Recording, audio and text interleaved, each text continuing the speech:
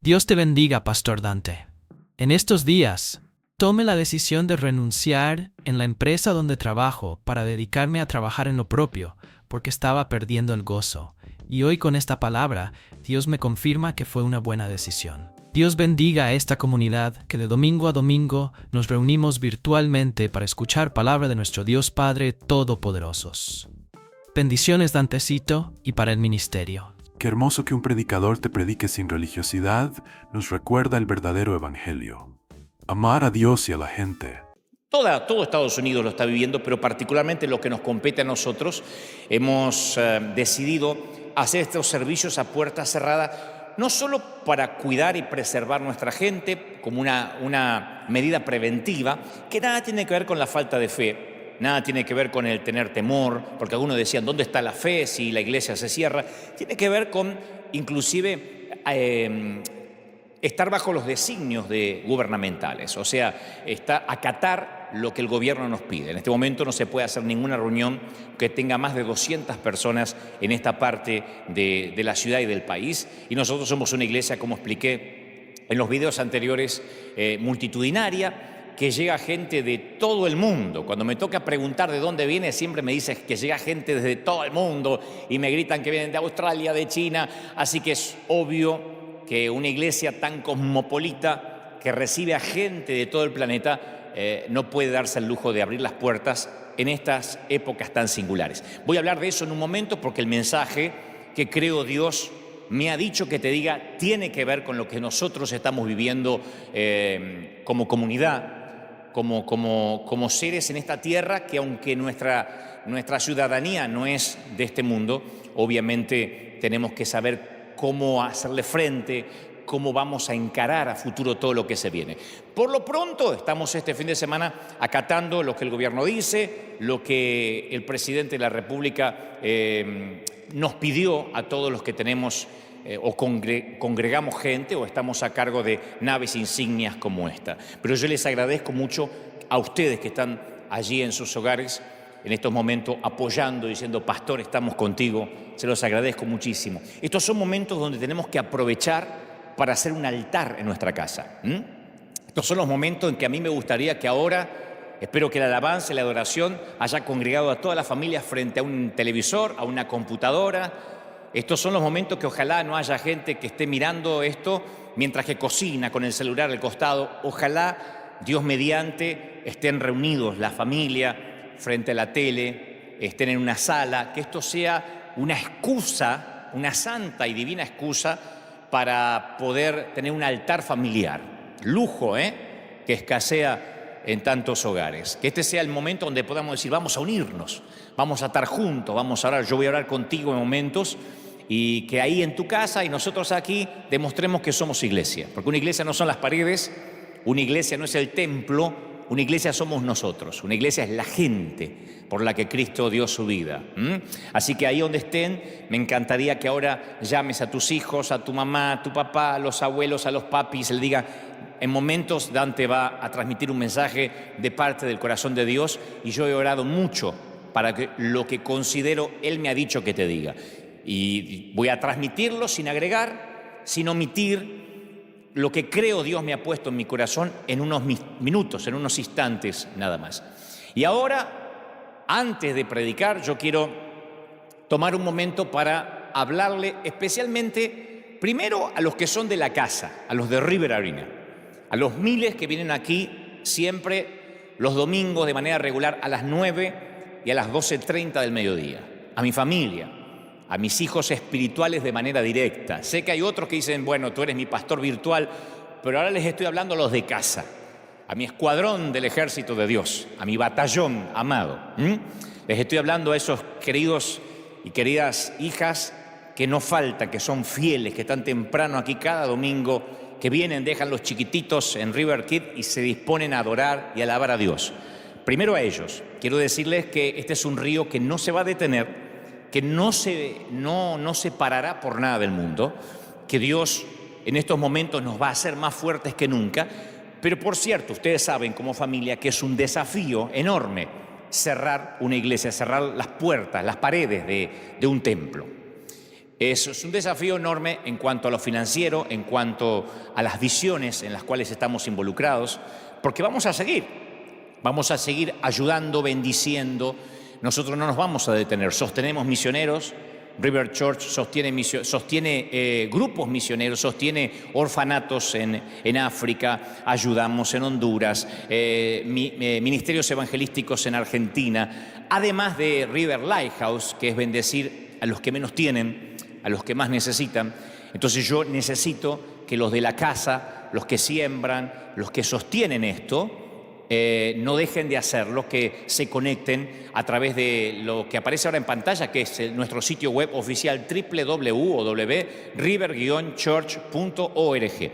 Entran ahí, hicimos una manera muy práctica, muy pragmática, muy sencilla para que puedan sembrar, para que puedan traer sus semillas, sus diezmos, los que son fieles con sus diezmos, con sus ofrendas, porque yo sé que me lo han preguntado toda la semana. Han dicho, y Dante, pastor, ¿cómo hacemos para llevar las ofrendas? Hoy, de hecho, ha venido gente, hay gente aquí en el lobby que no en cantidades, en multitudes, pero están llegando con sus sobres diciendo, yo no dejo de sembrar en mi casa. Así que pueden hacerlo vía online, pueden hacerlo por PayPal. Hay un montón de sistemas que son prácticos para que puedan sembrar, venir en la semana a nuestras oficinas, a River Arena, que va a estar abierto como siempre 24 horas. Esto es porque obviamente la iglesia tiene que continuar, y yo como papá y como pastor te necesito más que nunca. Necesito que me ayudes a que esto no nos detenga. No se trata de una cadena de pago, se trata de visiones, se trata de seguir predicando, se trata de no detener nada de lo que River está haciendo. Creo que esto le pasa a la mayoría de las congregaciones que hoy han tenido que cerrar las puertas. Es un gran desafío. Nosotros no lo pensamos ni un instante. De hecho, decidimos hacer un servicio a puertas cerradas antes que lo dispusiera la medida de gobierno. Lo dispusimos antes porque sentimos que lo principal era preservar las familias, que no haya una paranoia, que no haya miedo, temores. Entonces dijimos, esto va a ser así, online. Nunca lo pensamos de manera financiera, porque lo primordial es cuidar a nuestros hijos. Lo dije en un video anterior. Así que ahora que estamos en vivo aquí desde River Arena, mi petición es que siembres, si eres de la casa. Este es el momento donde nosotros adoramos a Dios con nuestra semilla, con nuestras ofrendas. A los que no son de la casa, pero dicen, no nos dejes afuera, porque aquí desde Italia, que no podemos salir ni siquiera al balcón, no podemos salir ni siquiera a la puerta, desde España, desde, no sé, Honduras, Venezuela, Colombia, Ecuador, también te consideramos nuestro pastor porque recibimos de tus mensajes. Bueno, también quiero pedirte que más que nunca creas, siembres para que podamos continuar. Hoy lo abrimos a todo el mundo. En momento voy a transmitir lo que creo Dios me dijo que te diga respecto a esto que el mundo está viviendo. Y me cuidé de no predicar con emocionalismos, con frases hechas, con cliché, con golpes bajos. Voy a tratar de ser, como siempre, coherente a lo que Dios me dijo. Así que si alguna vez mis mensajes te bendijeron, los mensajes que Dios te dio a través mío, a través de tu humilde servidor, necesito ahora que también seas parte de esta iglesia. Que diga, bueno, tú eres mi iglesia, de tu iglesia, de tus mensajes me alimento. Me encantaría entonces que hagas el enorme favor de entrar www.river-church.org, y ahí están todas las maneras para que tú puedas sembrar desde cualquier parte del planeta donde estés. Puedes llamar por teléfono, te atendemos ahora mismo, y esto tiene que ver para todos aquellos que dicen, yo soy bendecido con tus mensajes, me bendices. Hay un montón de gente que dice, yo lo espero todos los domingos, no salgo de casa sin oírte, o cada lunes.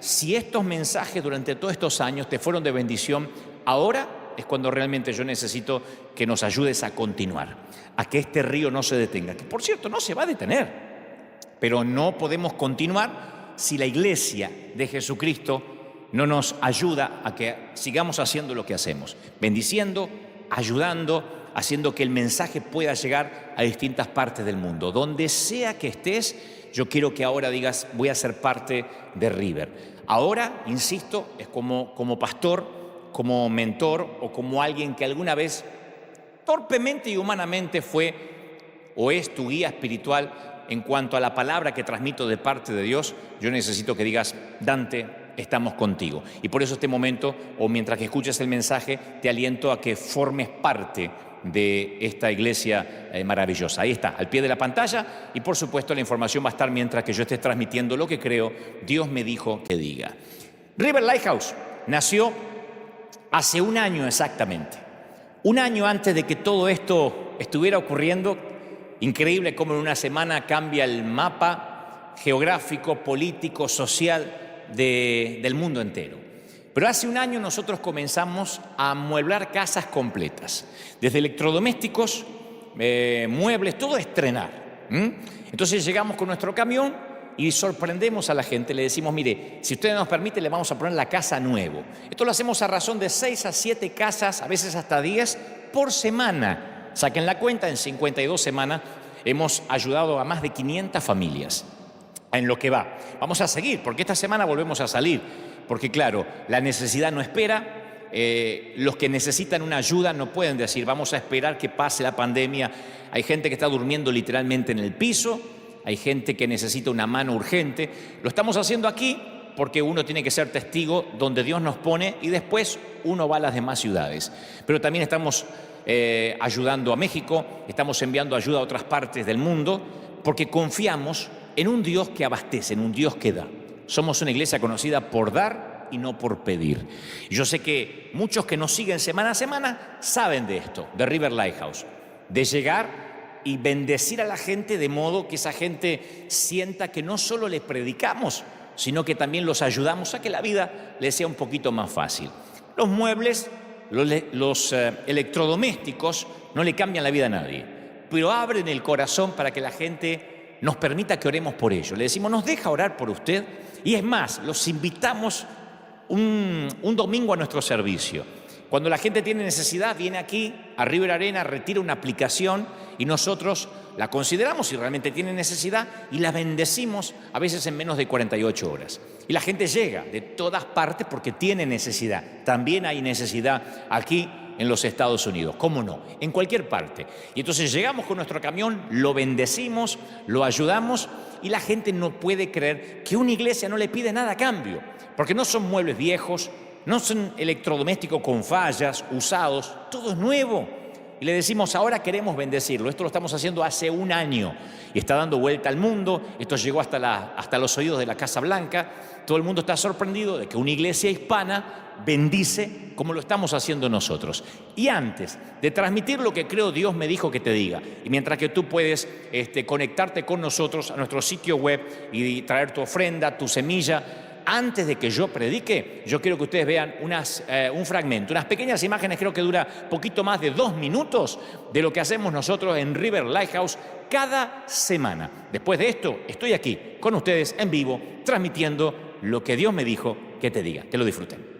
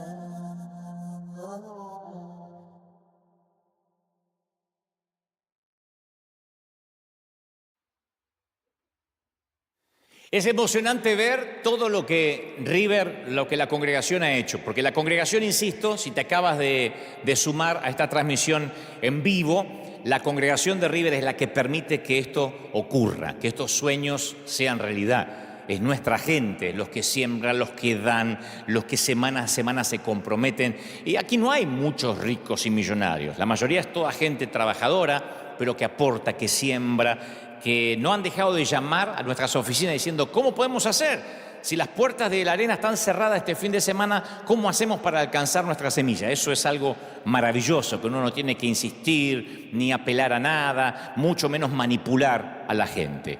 En cuanto a qué va a pasar la semana que viene, estén atentos porque vamos a estar con los oídos prestos a lo que vaya sucediendo. Este mapa va cambiando día a día. Así que esperamos, Dios mediante, estar aquí con toda la gente, estar aquí con el arena abierto el domingo que viene. Esperamos que sí, que estemos aquí a las 9, a las 12:30 y pronto nuestro tercer servicio, como lo venimos anunciando, porque ya no damos abasto.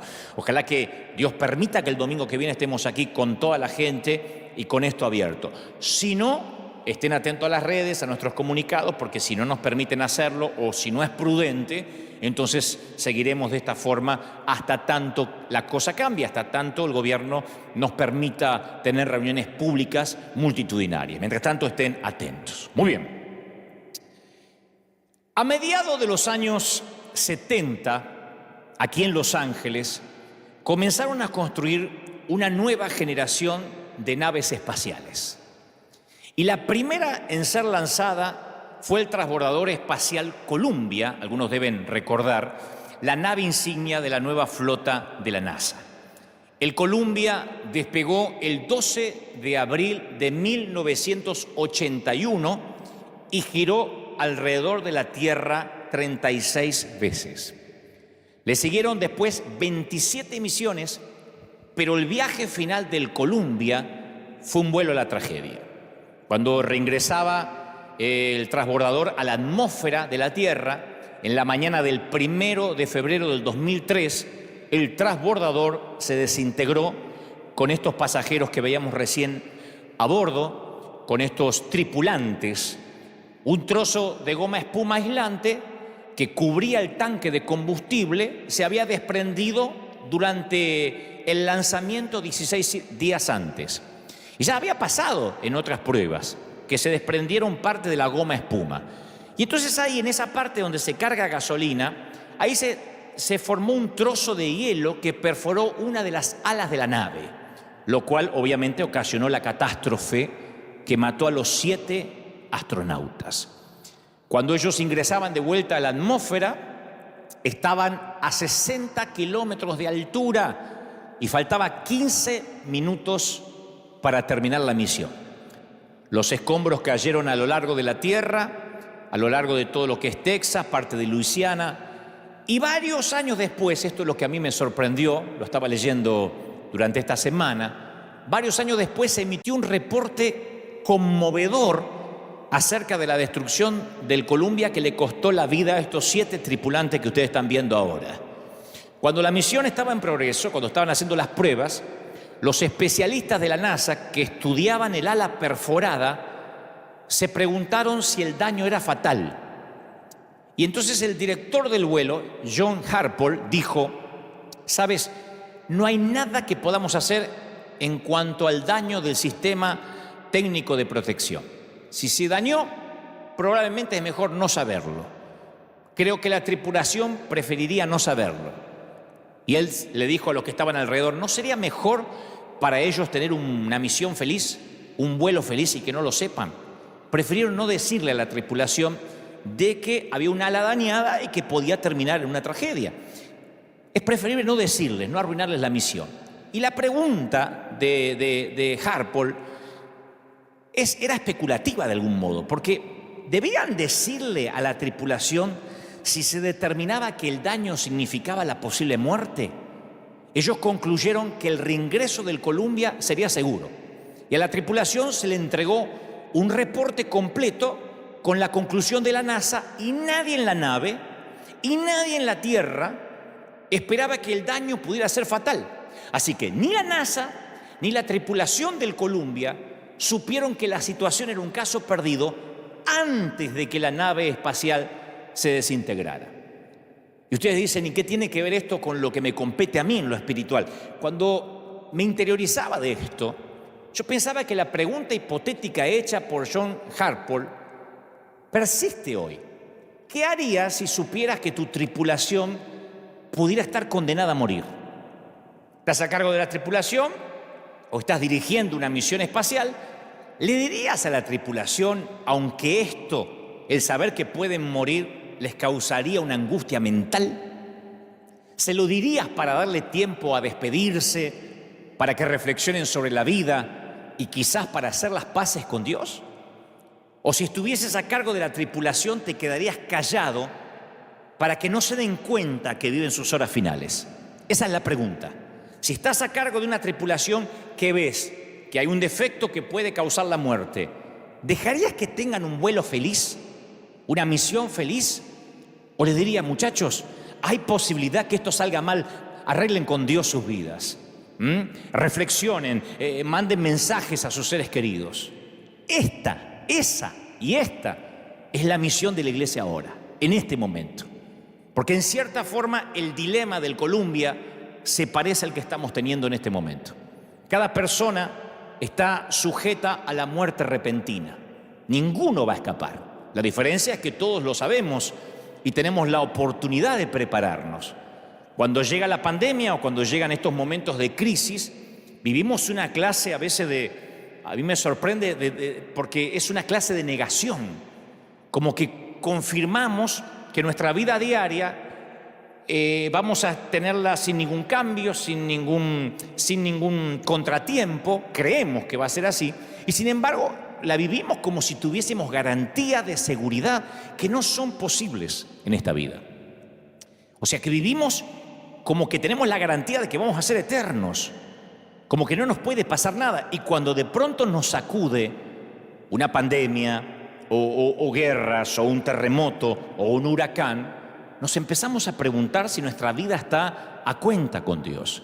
Esto no es nuevo. Lo que está pasando ahora, que es una suerte no estoy minimizando la pandemia, pero sí también hay una paranoia, un miedo, donde la gente corre a los mercados para quitar lo último que queda de papel higiénico, de insumos básicos, que no lo hubiésemos pensado hace una semana atrás. Esto no es nuevo. En el 2004, la gran tragedia fue el tsunami del Océano Índico que mató a 230.000 personas. 230.000. A mí me cuesta asimilar esa cantidad. En el 2005 tuvimos el huracán Katrina. ¿Y quién puede olvidar el 2010 y el 2011? El terremoto en Haití le costó la vida a otras 220.000 personas. 220.000 personas. También me cuesta asimilar a mí esa cantidad, 220.000. Comparen con las cifras que a diario aparecen de los que fallecen a causa del coronavirus. El tsunami de Japón por lo menos se llevó a 15.000. Ahora, no obstante, esos solamente son los acontecimientos climatológicos. En la Tierra todos los días hay demasiadas tragedias, demasiados accidentes de tránsito, demasiados pacientes con cáncer o enfermedades terminales que ni siquiera llevamos la cuenta.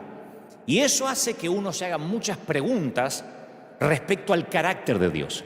Ahora es cuando la gente mira hacia las iglesias o trata de escucharnos a nosotros, y como cristianos, como seguidores de Dios, no podemos pretender creer que Dios está sorprendido.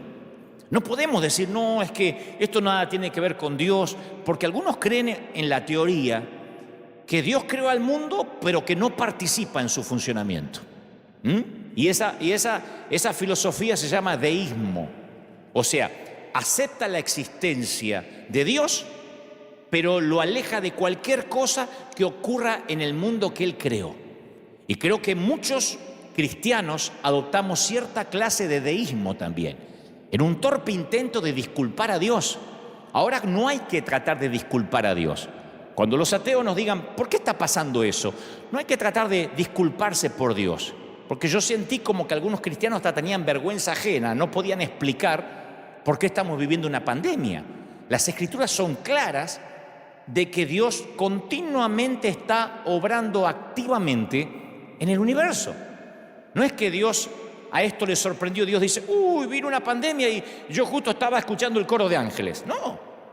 El pretender que Dios no sabe esto es una falacia. Otra manera en que nosotros liberamos a Dios de la responsabilidad es echarle la culpa al enemigo, a Satanás. Pero si uno lee las Escrituras, sabemos que el libro de Job, a través del libro de Job, que Satanás no puede hacer nada sin el permiso de Dios. Ya sea que nos resulte cómodo o no, uno tiene que debatir este asunto con integridad teológica. Ahora, queridos pastores, colegas, cuando uno tiene que ponerse serio. Ahora es cuando no tenemos que hablar tonterías, boberías.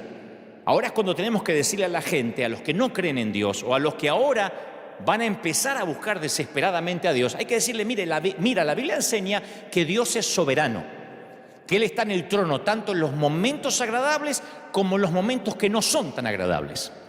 La Biblia presenta un Dios activo que está involucrado íntimamente en el control y en el sustento de todos los acontecimientos del mundo natural. El Señor hace lo que se le place, dice la Biblia, dice Salmo 135:6. El Señor hace lo que se le place por todo el cielo y toda la tierra, y en los océanos y en sus profundidades. Hace que las nubes se eleven sobre la tierra, envía relámpagos junto con la lluvia y suelta el viento desde sus depósitos. Salmo 135:6. Yo leo esto y no puedo pensar que el viento o la lluvia se manejan solos, o lo que es peor, que lo maneja el diablo. Solo el Salmo 135 dice, Él suelta el viento desde sus depósitos. Mateo 5:45. Él da la luz de su sol, tanto a los malos como a los buenos, y envía la lluvia sobre los justos y los injustos por igual. Si tuviera la iglesia ahora repleta, diría, ¿quién envía la lluvia? Dios. Él lo hace. Él ordena que caiga la nieve en la tierra. Job 37:6. Él ordena que caiga la nieve en la tierra y le dice a la lluvia que sea torrencial. Digo, por si alguien piensa que la inundación es un error de cálculo y el diablo tomó el control mientras que Dios miraba para el otro lado. El aliento de Dios envía el hielo y congela grandes extensiones de agua. Él carga las nubes de humedad. Estoy leyendo Job 37:6. Él carga las nubes de humedad y después salen relámpagos brillantes. Las nubes se agitan bajo su mando y hacen por toda la tierra lo que Él ordena. O sea, yo creo que cuando veo las Escrituras no puedo en ningún momento dudar que Dios en algún momento del planeta pierde el control. Vemos un Dios que envía un diluvio para destruir un mundo oscurecido por el pecado y salva solo a Noé, al piadoso Noé y a su familia. Envía un fuego para destruir a Sodoma y Gomorra por su perversidad. Envía plagas para castigar a Egipto. Crea una plaga que mata a 70.000 hombres debido al pecado de David al censar a la gente. Una historia que en otro momento les voy a contar. Envía una tormenta para atraer la atención de Jonás y llevarlo al arrepentimiento. Entonces, cuando uno ve ese Dios, uno piensa, a ver, desde Malaquías a San Mateo, ¿será que Dios se ayornó? ¿Se ablandó? No estoy diciendo que era un Dios malo, explicaré eso en momentos, ni que Dios sea malo hoy. Quiero que entendamos que cuando pasan estas cosas, los predicadores no tenemos que salir a tratar de disculpar a Dios. Ayer veía un programa de televisión de alguien que decía, bueno, esto no tiene que ver con Dios. Entonces, ¿con quién tiene que ver? ¿Con Trump? ¿De verdad? ¿Con Maduro? ¿Con los políticos que nos tocó en desgracia en algunos países de América Latina? ¿Con quién tiene que ver? Primero uno tiene que concientizarse por qué está pasando eso, si no, no vamos a encontrar la solución. En Amós 4 hay un episodio bíblico extenso que describe cómo Dios trata con la desobediencia de los pueblos. Así que si alguna vez yo creo que en algún momento nos vemos tentados a separar a Dios de lo que ocurre en la tierra, pensamos, no, Dios lo creó y después se olvidó que hizo una tierra. Este pasaje de Amós 4, este pasaje, le voy a leer la versión de la Biblia de las Américas, es como que nos para en seco. Miren, o escuchen. Yo también os he dado, estoy leyendo Amós 4:6, esto es Biblia pura, señores. Yo también os he dado dientes limpios en todas vuestras ciudades y falta de pan en vuestros lugares, pero no os habéis vuelto a mí, declara el Señor. Yo retuve la lluvia cuando faltaban 3 meses para la cosecha. Hice llover sobre una ciudad y sobre otra ciudad no hice llover. Sobre una parte llovía y la parte donde no llovía se secó junto con la cosecha. No aparece el diablo en esto, ¿no? Está hablando el Señor. Así que de 2 o 3 ciudades iban tambaleándose a otra ciudad para beber agua y no se saciaban, pero no os habéis vuelto a mí, declara el Señor. Os herí con viento abrasador y la oruga ha devorado vuestros muchos huertos y viñedos, vuestras higueras y vuestros olivos, pero no os habéis vuelto a mí, declara el Señor. Envié contra vosotros una plaga, como la plaga de Egipto. Maté a espada a vuestros jóvenes junto a vuestros caballos capturados e hice subir hasta vuestras narices el hedor de vuestro campamento, pero no os vuelto a mí, declara el Señor. No os habéis vuelto a mí. Os destruí como a Sodoma y Gomorra y fuisteis como tizón arrebatado de la hoguera, pero no habéis vuelto a mí. Yo no estoy repitiendo esto, lo dicen las Escrituras tal cual. Declara el Señor, por tanto, prepárate para venir al encuentro de tu Dios. Este es el Señor.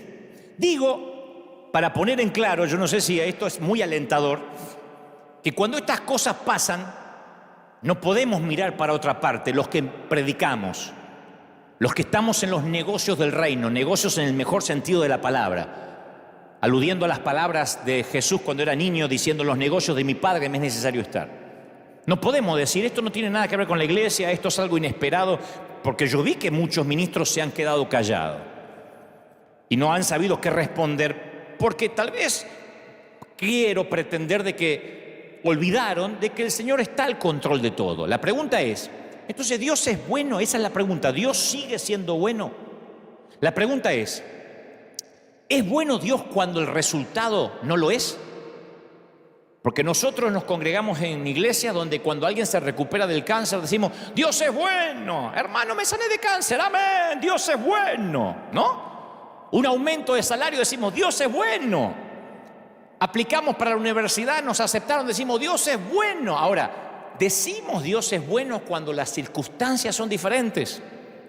En el cementerio o en la maternidad, en el panteón o en la nursery, en la fila para conseguir empleo o en la fila del mercado para comprar de todo, en días de recesión como en días de provisión. Dios es bueno en días de salud y en días de pandemia.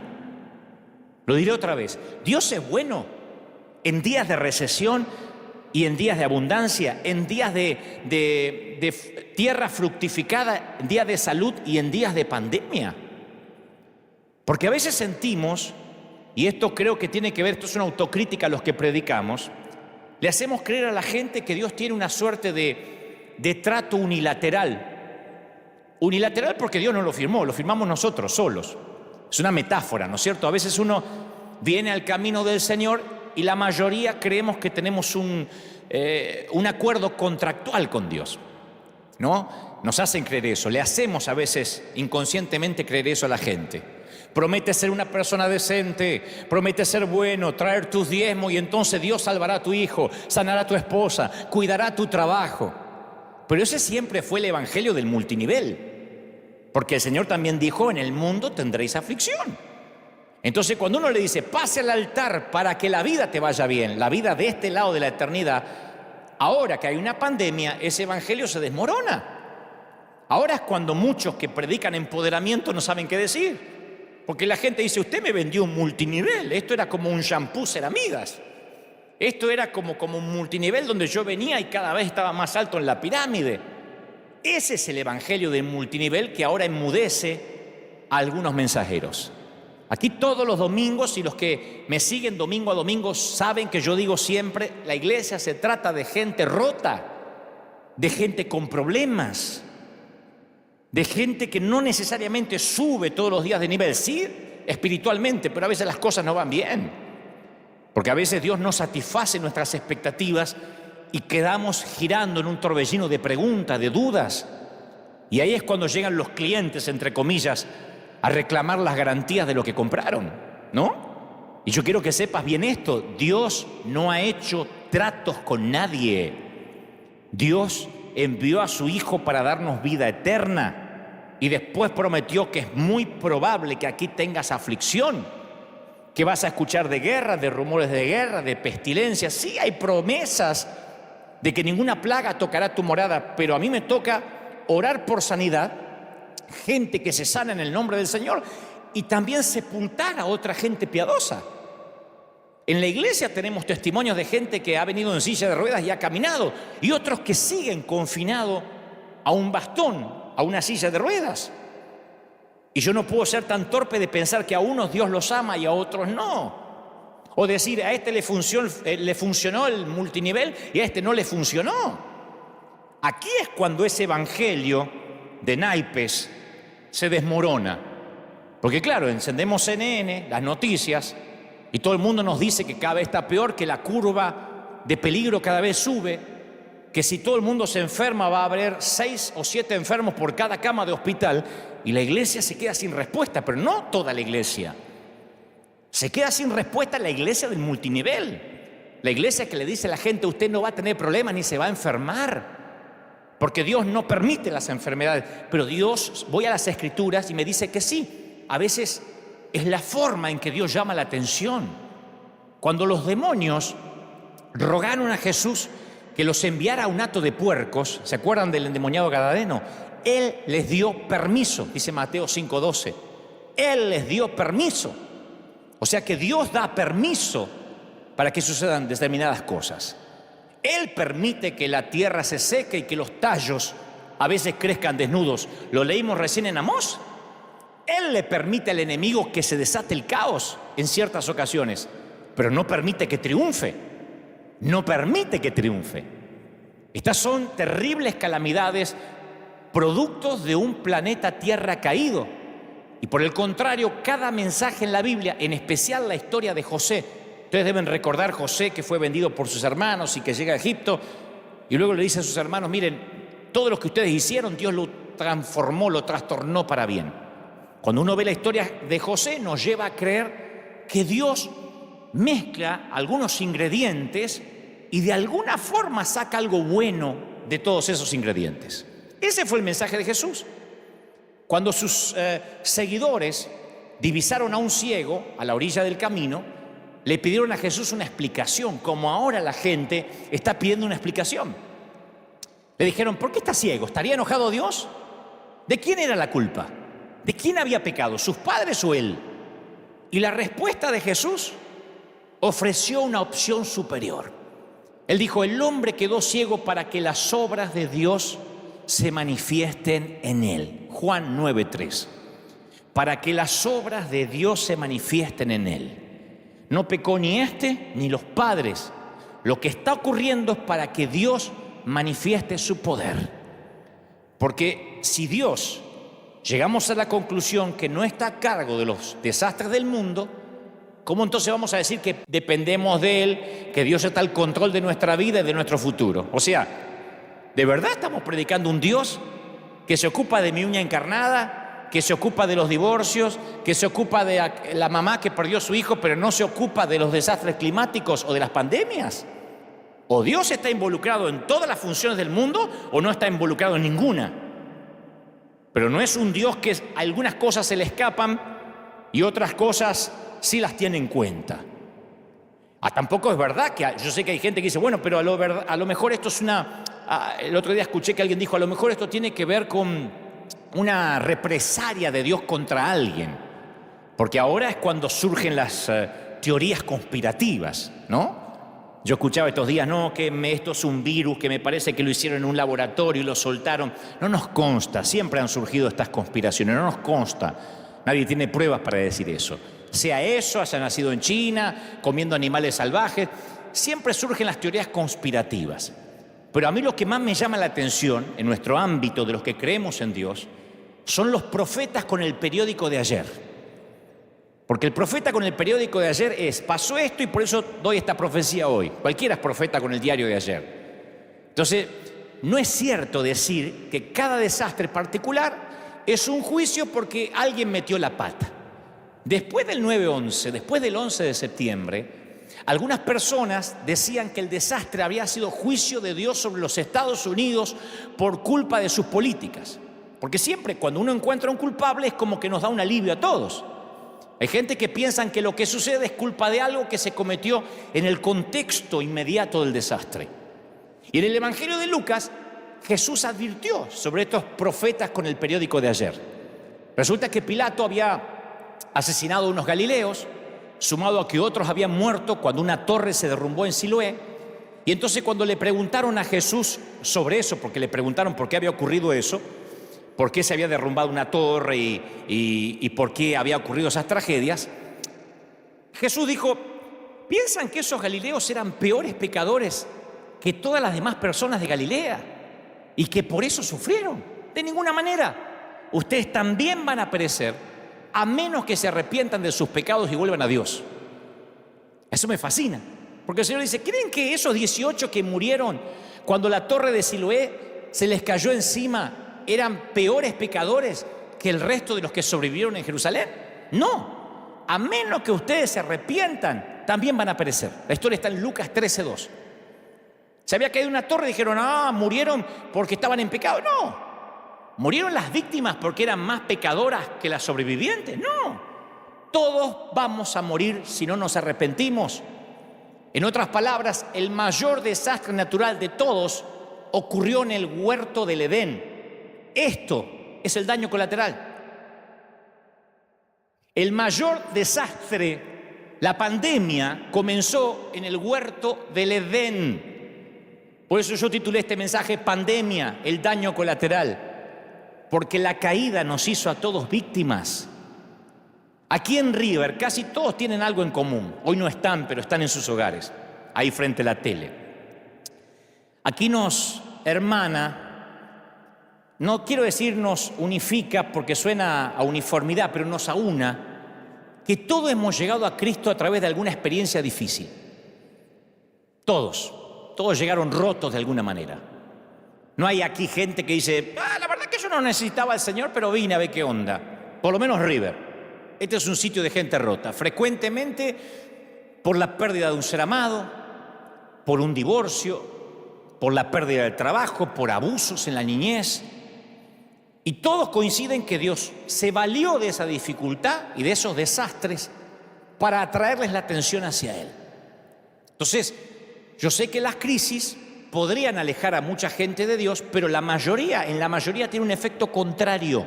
Los lleva a los brazos de Jesús. Yo quiero que me escuchen los que están en cualquier parte del mundo, aún los que están en Italia, que son uno de los países más, en este momento, más afectados por esto que nos compete a todos. Estas cosas, mis queridos, ayudan a toda la humanidad a diferenciar lo temporal de lo permanente. La pandemia comenzó en el huerto del Edén. Esto es el daño colateral. Esto nos recuerda que el mañana es incierto y que hoy es el día de la salvación. No mañana, no después del bautismo, no después de que vengas a las células, no después del curso de membresía. Porque siempre nosotros le estamos agregando algo, como los judíos querían hacer. Bueno, la cruz y también la circuncisión. Bueno, la cruz y también aprenderse las leyes judías. No, esto es salvación ya. Esto reordena nuestras prioridades. Al principio yo me choqué como todo el mundo cuando veía las noticias. Y después el Espíritu Santo empieza a mostrarme de que de alguna forma esto atrae a la gente a Dios. Porque es común en medio de la sequía olvidar que lo normal es que llueva. Lo sagrado se vuelve común. Si esto estuviese repleto, yo diría, iglesia, lo sagrado se vuelve, y todo el mundo gritaría, común. Porque he dicho eso hace 10 años. Es muy normal que cuando el médico nos da las malas noticias, olvidemos que la mayoría del tiempo solemos tener buena salud. Porque las bendiciones de Dios abundan, son la norma. Pero en estas temporadas nos olvidamos de los tiempos buenos y lo sagrado se nos vuelve común, aún a los que van a la iglesia. Estados Unidos de América, era un país que importaba misioneros, exportaba misioneros a todo el mundo. Las iglesias en Argentina, en mi país, en México, en Colombia, en Honduras, nacieron por misioneros que salieron de aquí. La mayoría de las iglesias en los Estados Unidos suelen estar vacías los domingos por la mañana. ¿Qué pasó? Lo sagrado se vuelve común. Las palabras de José a Faraón fueron claras. Dice, después llegará un tiempo de 7 años de un hambre tan intensa que la gente se va a olvidar de la prosperidad de Egipto. El hambre va a destruir la tierra. Ese era el sueño que cuando el profeta lo discierne y se lo dice, la hambruna va a ser tan grave que va a borrar el recuerdo de los años buenos.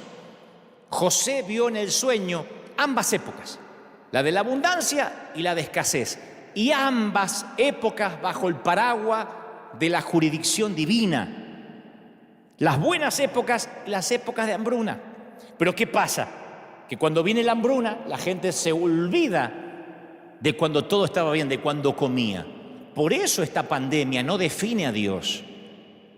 Porque algunos dicen, ¿y qué dice Dios a esto? ¿Ustedes que creen en Dios? Alguien me interpeló hace una semana y me dijo, ¿tú qué hablas de Dios? ¿Qué dice Dios? Esto no define a Dios, esto nos define a nosotros.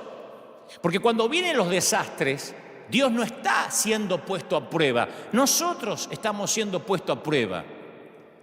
Cuando ocurren estas cosas, no podemos pensar que las muertes masivas pueden desacreditar a Dios más de lo que pudiera hacerlo una sola muerte. Sabemos quién trajo la muerte al mundo y no fue Dios. La muerte, la pandemia comenzó en el huerto del Edén, no comenzó en China. La pandemia no comenzó con un murciélago, comenzó con un hombre. La pandemia no es un murciélago, no comenzó con un ratón. La pandemia comenzó con Adán, con Eva. Así que voy a decir esto de la manera más directa, pero tal vez suene sórdida, pero no tengo otra manera de decirlo. Hay que recordar que cada una de las personas que murió en el terremoto de Haití también iban a morir eventualmente. Todos los que están siendo infectados por el coronavirus, no queremos que sean infectados, oramos para que pronto descubran el antídoto, pero no nos olvidemos que también morirán eventualmente aunque no estén infectados. El hecho que las muertes sean inesperadas y sean simultáneas nos impactan más. Pero yo escuché a un periodista anoche decir, nunca voy a creer en un Dios que permita que a sus criaturas les pasen cosas tan terribles. Y como piensa ese periodista, lo que me aterra no es que lo piense el periodista, que me consta que es ateo, sino que me aterra que esto lo piensen algunos cristianos. Me aterra que haya gente que venga los domingos a la iglesia que cree que Dios es un Dios tipo padre helicóptero, que sobrevuela justo arriba de nosotros a tiempo y nos rescata. Me preocupa que haya gente que crea en un Dios que nos aísla de toda situación desagradable, como un padre sobreprotector, un Dios aséptico. Hay un montón de gente que cree en un Dios que le garantice protección, seguridad, felicidad, que los libre de tragedia y dolor. Eso es un seguro médico, un multinivel, pero no es Dios. Porque si uno no dice esto, cuando la gente después, a mí como pastor me viene y me dice, ¿sabe? Tuve que enterrar a mi padre. Tuve que sufrir la tragedia de un hijo. gente con leucemia, con cáncer. Yo creo que Dios sana, claro que sí, y oro siempre por sanidad. Pero yo sé que eventualmente todos vamos a morir y por eso tenemos que tener nuestra vida a cuenta con Dios. Hay mucha gente que ahora se acuerda de Dios, la misma gente que pregunta ¿dónde está Dios? En una pandemia se rehúsa a adorarlo y honrarlo cuando vienen años de paz y de calma. Los mismos que dicen ¿dónde está Dios? Y se desesperan por llevarse todo el papel higiénico, que nunca lo voy a entender por qué se llevan el papel higiénico de los mercados, son los que no adoran a Dios cuando no hay virus. Son los que cuando hay un Super Bowl, lo primero que hacen es faltar a la iglesia. Son los que cuando juega el Chivas y el América, la iglesia no importa. Son los que cuando hay un mundial y juega su equipo, no importa 3 cuernos leer la Biblia o la iglesia. Son los que ahora dicen, ¿dónde está Dios? ¿Dónde está el papá helicóptero? Ellos dejan de lado a Dios en las temporadas buenas, pero creen que Dios está obligado a ayudarlos cuando vienen las temporadas malas. Creen que el Dios al que deshonran cuando están bien debería sanarlos cuando están enfermos. Que el Dios al que ignoran cuando son ricos debería rescatarlos de la inminente pobreza. Y es el Dios al que se rehúsan a adorar cuando la tierra permanece firme y ahora le exigen que los venga a rescatar cuando la tierra comienza a temblar. Pero Dios no te debe nada. Dios no me debe nada. Dios no te debe nada. No me debe nada. Dios no es deudor de nadie. Antes de que acusemos a Dios por su despreocupación, hay que agradecerle por los tiempos que nos cuidó. Siempre le digo a la iglesia, la salud, el tener pulmones. Si desayunaste esta mañana, si esta mañana desayunaste, tiene mucho más que mucha gran parte de la humanidad. Ni te digo si además tienes planificado almorzar. Y si puedes darte una ducha diaria, no sabes lo que tienes. Y no hay que irse a Uganda, a Somalia, hay que pensar nada más en nuestros hermanos de Venezuela o en algunos hermanos de Cuba. Si tienes pulmones, si pudiste ahora levantarte y tienes un sillón o una silla donde ver este mensaje, tienes mucho más que muchos que hoy no tendrán donde sentarse ni donde dormir. Siempre estamos rodeados de bendiciones inmerecidas. Dios nos bendice hasta con su silencio. Y cuando de pronto ocurren estas cosas, ¿dónde está Dios? Es el mismo Dios que pedimos y exigimos que nos rescate y que no nos acordamos nunca. Por eso esto va a hacer que las naciones se vuelvan a Dios. Cuando el fútbol se acaba, cuando la liga se suspende, cuando la Champions League tienen que detener los partidos, cuando no hay boxeo, cuando no hay NBA, cuando viene la crisis, la gente no le queda otra que levantar los ojos al cielo. Todo empieza a cobrar sentido. Cuando las crisis ocurren, a veces nos creemos tentados a creer que los propósitos de Dios se han frustrado. Bueno, esta vez le salió mal a Dios, como si fuera el Barça y el Real Madrid. A veces gana Dios y a veces gana el diablo. No. Dice el Señor, yo soy tu Dios, yo soy Dios y no hay como yo. Yo puedo predecir el futuro antes que suceda. Todos mis planes se cumplirán. Yo hago lo que deseo, dice Isaías 46:9. Entonces nuestra visión es demasiado limitada para percibir cualquier significado final de esto ahora. Sería una utopía que yo dijera, les voy a dar el significado porque esto ocurre. No, yo puedo decir como Pablo, todas las cosas ayudan, cooperan para el bien de aquellos que lo aman y son llamados según su propósito. Romanos 8:28. La clave está en el orden de las palabras en el idioma original. Sabemos que a todos los que aman a Dios, dice el texto griego, Él está obrando. Pablo dice, todas las cosas cooperan. Y tú estás diciendo, ¿me estás diciendo que la pandemia coopera? Sí. En la expresión de la palabra griega se transmite se traduce como sumergeo, de la que sale la palabra sinergia. La sinergia es el funcionamiento conjunto de varios elementos para producir un efecto mayor. Hay un famoso escritor que yo admiro mucho, que él comparó la vida con el funcionamiento complicado a veces de una maquinaria industrial, y él decía, en todo edificio, en toda fábrica hay ruedas, engranajes, cigüeñales, poleas, correas ajustadas, flojas. Algunas giran velozmente, otras lentamente. Algunas impulsan para adelante, otras para atrás. Algunas son suaves, otras son ásperas, ruidosas, golpean, rechinan, suenan. Es una confusión de caos, ¿no? Se elevan, impulsan, accionan, pero hacen su trabajo.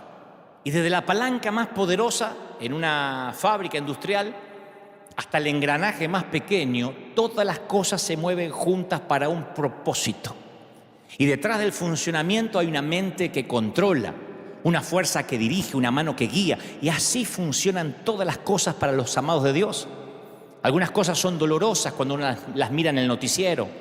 Parecía que algunas cosas están trabando nuestra vida y algunas parece que hasta nos hacen retroceder. Pero dice la Biblia, obran juntas y para bien. Todos los anhelos frustrados, las contradicciones, esas cosas que no entendemos. Yo siempre le digo a la iglesia, aún las muertes, las temporadas en el hospital, en la sala de cuidados intensivos, el caminar por el césped recién cortado de un panteón, todo eso. Hay cosas que Dios sostiene, otras las apresura, otras las retarda, las detiene, las pone en marcha, las guía. Esa es la mano de nuestro Padre. Él es el que revuelve la mezcla y toda la naturaleza está bajo su control. Todas las cosas cooperan. Y como digo siempre, el final redime una historia plagada de drama. Y si la respuesta de Dios a esto que pasa requiriese más megabytes de los que tiene nuestra pobre mente, y si no estamos entendiendo, porque Dios de alguna forma esto lo va a trastornar para bien, Pablo dice, porque esta leve tribulación momentánea produce en nosotros un cada vez más excelente y eterno peso de gloria, le escribe a los Corintios. Yo sé que lo que venga le va a dar significado a lo que está ocurriendo ahora. El pronóstico es temporadas buenas, temporadas malas. Salomón dividió la vida en 28 temporadas. Y Dios está en todos los días, en todas las temporadas. Él es el Señor de las hambrunas y de las fiestas. Entonces yo sé que están preguntándome, entonces, ¿qué hacemos, pastor? Porque nuestra gente siempre me dice, dinos qué hacer. ¿Qué hacemos la iglesia? Bueno, en primer lugar, yo creo que esto nos devuelve la sensibilidad. Nos recuerda que el Evangelio no es para andar empoderándose y para repetir frases. A mí siempre me enfermó el repetir frasecitas como si uno viniera a escuchar a un coach, a alguien que te hace vivir mejor. Esto nos enseña que el Evangelio se trata de almas perdidas. Nos enseña a ser sensibles con lo que sufren. Porque a veces cuando uno ve gente sufrir, uno quiere enseguida llevarle una respuesta y a veces el silencio, el estar al lado es el ministerio más poderoso. ¿Qué necesita una viuda? En el momento que está arrojando un puñado de tierra sobre el ataúd de su marido, de toda la vida. ¿Qué necesita? Que alguien en silencio la abrace, no que le den un sermón. Y cuando la gente sufre, como está sufriendo ahora toda la humanidad, los razonamientos espirituales, la cita indiscriminada de pasajes bíblicos abruman. La gente no necesita nuestras respuestas, necesita nuestros hombros para llorar. Por eso esto me alegra, porque cuando esto pase, porque va a pasar, yo sé que la gente que va a ir al Lighthouse ya no van a ser 50, van a ser cientos. A mí me gusta que esto nos sensibilice. Estos son los momentos en que la iglesia de Jesucristo tenemos que entrar en nuestro apogeo. Este es el momento que tenemos que decir, sí, esto es iglesia. Ahora es cuando los presidentes no saben qué decir. Yo veo a los presidentes, desde los Estados Unidos por lo menos, a inclusive los de Europa, titubean. Les escriben, pobrecitos, lo que tienen que decir, y titubean. Ahora es cuando los que se supone son los jefes de Estado, los comandantes en jefe de las Fuerzas Armadas no saben qué decir. Y ahora es cuando la iglesia tiene que hablar. Y ustedes dicen, ¿y cómo hablamos? Ahora es cuando la gente tiene dolor y a veces lo único que tenemos que decir es, mira, me gustaría sentarme contigo, tomar una taza de café y que trabajemos juntos en las preguntas que tú tienes, pero ahora estoy aquí para servirte. Es que tengo miedo porque me voy a enfermar. Yo estoy aquí para estar contigo, para servirte. ¿Qué puedo hacer? Porque esto nos recuerda que estamos de paso. Apocalipsis 21:3 dice, oí una voz fuerte que salía del trono y decía, miren, el hogar que Dios está preparando. Miren, Él vivirá con ellos y ellos serán su pueblo.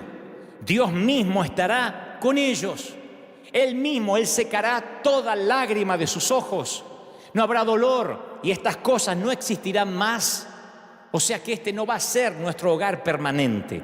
Ese es el mensaje que alguien que no tiene a Dios necesita oír ahora.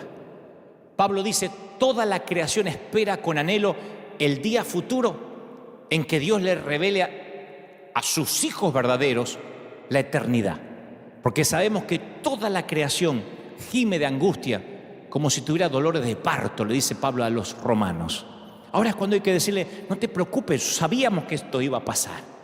En nuestra iglesia continuamente hablamos de los días finales, pero no te preocupes, porque vamos a salir de esto y esto va a hacer que reordene tus prioridades.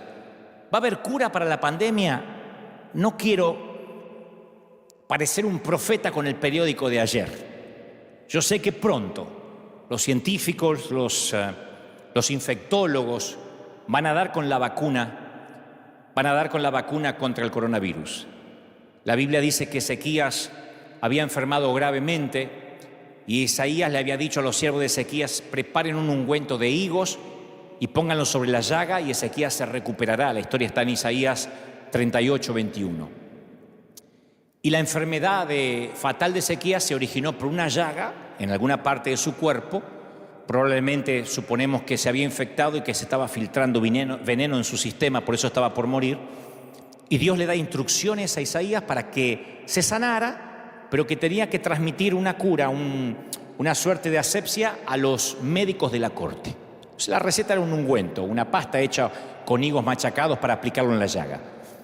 Uno se podría preguntar por qué Dios no lo sanó simplemente con un milagro. ¿Por qué no sanar a Ezequías por medio de un milagro, una palabra? Dios tiene la costumbre de usar a su gente, a sus dones y a sus recursos para llevar a cabo sus planes. Fuimos creados para ser asistentes de Dios y hacer su obra en la tierra. Así que así como Dios con Isaías usó a los médicos de la corte, yo sé que Dios va a usar a los científicos que están ahora investigando y creo que va a ser pronto para que den con la cura. Yo estoy convencido de eso, que esto va a pasar, pero vamos a reordenar nuestras prioridades. Vamos a ordenarla de modo que cuando esto pase, que va a ser pronto, no diré yo una fecha porque no estoy fungiendo de profeta, solamente de transmitirte lo que Dios me dijo que te diga. Cuando la economía se colapsa, como está ocurriendo ahora, donde inclusive Wall Street, que marca el pulso financiero del mundo, del planeta, casualmente o paradójicamente, cuando la economía se viene abajo, dicen los sociólogos que la contaminación en estos pocos días, en esta semana, en estos días, en estos 21 tantos días que ha cambiado el planeta, la contaminación bajó de manera considerable. Claro, la calidad del aire que respiramos ha mejorado considerablemente. No obstante, seguimos respirando. Para lo que decía recién, que a veces olvidamos las cosas comunes, las cosas que Dios nos permite tener, ¿no? Seguimos respirando. Algún propósito, Dios es el que revuelve y hace que todo obre para bien. Algún propósito hay. En un momento en que las minorías reclaman no ser discriminadas, en un momento que las minorías defienden el lenguaje inclusivo, incluso, que van a las plazas y dicen hay que cambiar la manera de hablar, hay que decir todes en vez de todos, porque eso nos mete a todos. Aparece un virus que nos hace experimentar que en un cerrar de ojos todos nos convertimos en discriminados o en potenciales discriminados. No solo las minorías sexuales, las minorías religiosas, las minorías étnicas, todos. Todos podemos ser potenciales enfermos. En aquellos a los que no se les permite cruzar las fronteras, en aquellos a los que no tenemos miedo que nos transmitan enfermedades, aún no teniendo ninguna culpa, siendo de raza blanca, raza negra, occidentales, asiáticos, no importa los lujos económicos que tengas a tu alcance. Estos diluvios, estas crisis, nos hace ver a todos iguales. De pronto todos somos mortales. Abrimos el periódico y descubrimos que alguien que coloca a Oscar sobre la chimenea, que levantó Oscar de la academia por sus películas como Tom Hanks, dice, estoy enfermo y estoy atravesando la pandemia y estoy atravesando la enfermedad. Y uno dice, wow, esto no es aquello que afectaba a los de Haití, ¿no? Esto no es aquello que vivían allá en una parte de África que nunca voy a ir. Esto no importa si vives en Beverly Hills, en un rancherío, en los suburbios. Esto nos iguala a todos. En una sociedad que se basa en la productividad y el consumo, y en la que todos corremos 24 horas al día sin descanso, atrás de no sé qué, sin pausa, de repente, ¡paf!, se nos impone un stop forzado. Quietecitos en casa, día tras día. Mírense en ustedes, ¿cuánto hace que no se ponían en una sala a escuchar un mensaje? ¿Escuchaste al predicador aquel? Sí, lo escuché en el celular mientras manejaba, mientras que iba al trabajo. Yo mientras tomaba café. Yo lo escuchaba mientras me bañaba. Miren ahora, todos quietecitos, haciendo altares en casa.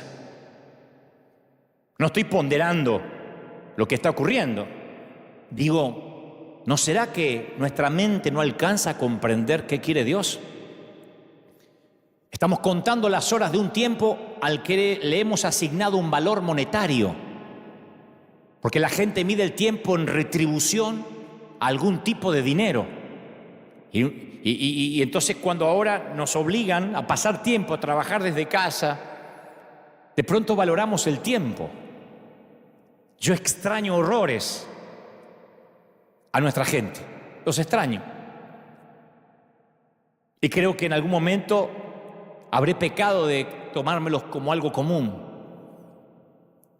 Todos los domingos, hace 10 años, yo salgo aquí y a las 9 de la mañana esta iglesia está repleta, el arena está llenísimo y sale la gente promediando a las 11 y a las 12:30 se vuelve a llenar. Los niños corretean, esto es literalmente un hervidero de gente. Hoy los extraño. Hoy la mayoría de las iglesias en los Estados Unidos de América, por lo menos, están en silencio, con las luces medio apagadas.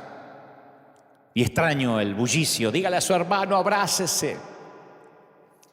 En una época en que la crianza de los hijos se las delegamos a los maestros, a las niñeras, a las instituciones. Ahora el coronavirus obliga a cerrar escuelas y nos fuerza a volver a poner a papá y mamá junto a los hijos. Algunos se van a ver la cara muy seguido esta semana. Porque de alguna forma esta pandemia nos obliga a volver a ser familia.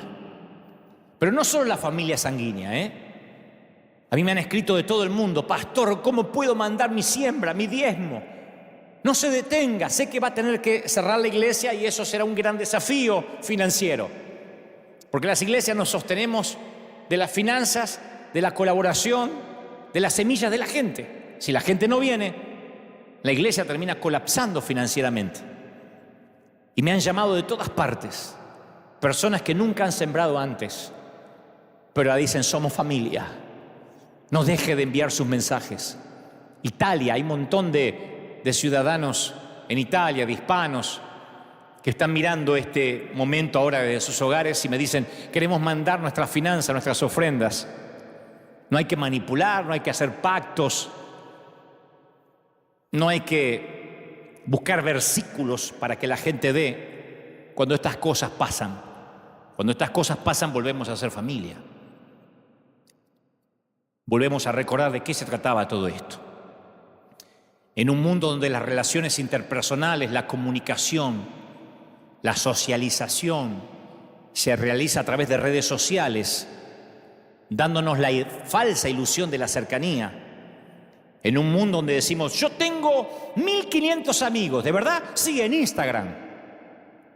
De pronto este virus nos quita la verdadera cercanía, la real. Que nadie se toque, que nadie se bese, que nadie se abrace, que todo debe hacerse a distancia.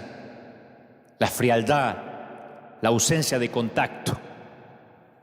Salúdense con el codo. Para algunos no les costará, para los que venimos de abrazos, de besos, para los que tenemos un tanque emocional muy grande que llenar porque no tuvimos muchos abrazos y besos de chiquitos, no saben cómo esto nos hace valorar el contacto físico. ¿Cuántas veces hemos dado por común esos gestos de abrazo y su significado? Y si esto se mantuviera, no saben cómo vamos a extrañar los abrazos. Creo que la manera de evangelizar, luego que esto suceda, que esto pase, no será llevando muebles y electrodomésticos, será golpeando las puertas y decirle, ¿sabe? Ahora que la pandemia pasó, ¿no quiere que lo abrace? La gente estallará en llanto. Porque este virus nos manda un mensaje claro. Esta pandemia nos vino a explicar algo. Número 1, esto tiene fecha de caducidad. Esperemos que pronto. Pero nos da una enseñanza para el mundo y para la iglesia. Tu dolor no va a durar para siempre. El coronavirus no va a quedarse a vivir para siempre, pero tú sí. Tú vas a vivir para siempre, aquí, en el cielo o en el infierno. Las aflicciones del tiempo presente no son comparados con la gloria venidera, le dice Pablo a los romanos. Entonces la pregunta hipotética del director de la NASA o de aquella misión del Columbia, John Halport, aún persiste.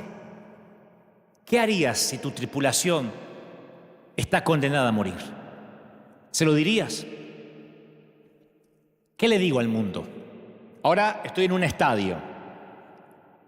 Creo que hoy debo tener más gente escuchando este mensaje que en el mayor estadio que jamás estuve, que en River Plate o que en el Obelisco de Buenos Aires.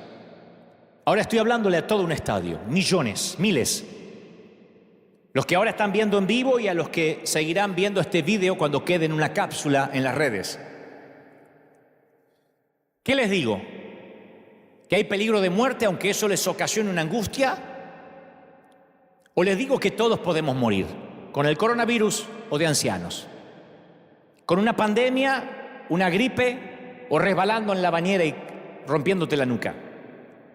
¿En un accidente de tránsito, cáncer, un derrame cerebral, lo que sea? ¿O una apendicitis que se te complica? ¿Te lo digo? Sí, te tienes que ir. Tú y yo nos iremos. Entonces te voy a dar tiempo para que reflexiones sobre la vida y fundamentalmente para que hagas las paces con Dios. No puedes quedarte callado mientras que la gente vive sus horas finales. Esa hoy es la misión de la iglesia. Yo entendí la misión de la iglesia esta semana. Dije, esta es la misión de River. Porque con o sin pandemia tendrás que descender de este avión llamado vida. Y ahora en la sala de un hospital, en cuarentena, haciéndote la prueba del virus, o eventualmente en unos años de abuelito, de abuelita, eventualmente te irás. Porque tu nave tiene un desperfecto. Tienes un ala rota como el Columbia. Y mi deber es decirte que el paracaídas que te estoy entregando no es para hacerte el viaje más cómodo. La iglesia no es para que tengas un auto mejor, para que termines de pagar la casa, ni esas ridiculeces que te han dicho. Esto no es un multinivel, la iglesia no es para empoderarte. Esto te va a salvar la vida eterna. Y tal vez haya habido falta, tal vez tuvo que haber pasado esto para que la iglesia reaccione y dejemos de discutir por la sana doctrina. Dejemos de fijarse qué mujer tiene la falda más corta que la otra. Dejemos de esgrimir o debatir estupideces, porque la gente no tiene problema con Dios. Van a ver ustedes que después de esto las iglesias se van a llenar. La gente no tiene problemas con Dios. Después del 9/11 ocurrió eso y va a volver a ocurrir ahora. Se llenarán las iglesias católicas, las iglesias protestantes, las evangélicas y nosotros tendremos un tercero y un cuarto servicio. La gente no tiene problema con Dios. Tiene problemas con nosotros, sus mensajeros, que le hemos dicho que no tendrían aflicción, que no se enfermarían. Le hemos dicho que le hemos dado decretos proféticos absurdos. Y tal vez haya habido falta una pandemia para que la iglesia deje de ser conocida por todo aquello a lo que se opone y empiece a ser conocida por todo aquello de lo que propone. Tal vez esto suceda para que muchos dejen de ser parásitos de las redes y salgan a predicar la vida vida eterna, la verdad de la vida eterna. Tal vez esto nos haga reflexionar y en lugar de estar viendo qué predica aquel, qué predica el otro, y si el otro es un falso profeta y editando videitos de YouTube, esto tal vez nos saque a las calles, porque si nos cierran las puertas de las iglesias, la iglesia tendrá que salir a las calles. Nos encanta el Pentecostés y quedarnos los 120 santos en el aposento alto. Pero si Dios no permite la peor persecución de la historia, ellos no irán a las 4 esquinas del mundo antiguo a llevar el avivamiento. Siempre ha ocurrido así. Muéstrame una gran crisis y yo te mostraré una iglesia que se aviva, una iglesia que entiende que esto se trata de almas, de gente. Es casi seguro que esto quizás haya pasado para que la iglesia reaccione y no tanto para que los ateos reaccionen. El mundo clama a gritos la manifestación de los hijos de Dios. Y por ahora, por el momento, algunos se nos ha obligado a cerrar nuestros auditorios, aunque sea por una semana. Y yo no estoy dispuesto a esperar que también me obliguen a cerrar la boca para siempre. Nos pueden cerrar los auditorios por una cuestión de higiene, de asepsia, pero no nos cerrarán la boca. Ahora es cuando la iglesia tiene que salir. Ahora es cuando la iglesia tiene que vivir su mayor apogeo. Ahora es cuando la iglesia tiene que predicar. Sí, Dios está detrás de todo esto. ¿Dios es malo? No, Dios sigue estando en su trono. Te salves o te mueras, Dios es real. Este caos comenzó en el huerto del Edén. Solo es el daño colateral de un mundo caído. Y sabes, las cosas se pondrán peores. Siempre las cosas se pondrán peores. Saldremos de esta y escucharemos acerca de guerras. O escucharemos acerca de plagas, o de terremotos, o de tsunamis. La Biblia dice que cuando estas cosas sucedan, levantemos nuestros ojos al cielo y sepamos que todo esto estaba dicho y que se está cumpliendo y que el Señor está a las puertas. Alegraos cuando estas cosas pasan y salgan, prediquen, se trata de almas. No importa si yo pertenezco a la Asamblea de Dios, si tú eres bautista o si tú crees eres arminiano y el otro es calvinista. Eso no importa ahora. Esto nos tiene que aunar. Voy a culminar con esto. Hace poco conocí a un productor que supo juntar a los astros más importantes de la música hace muchos años para un tema que compuso Michael Jackson, USA for Africa.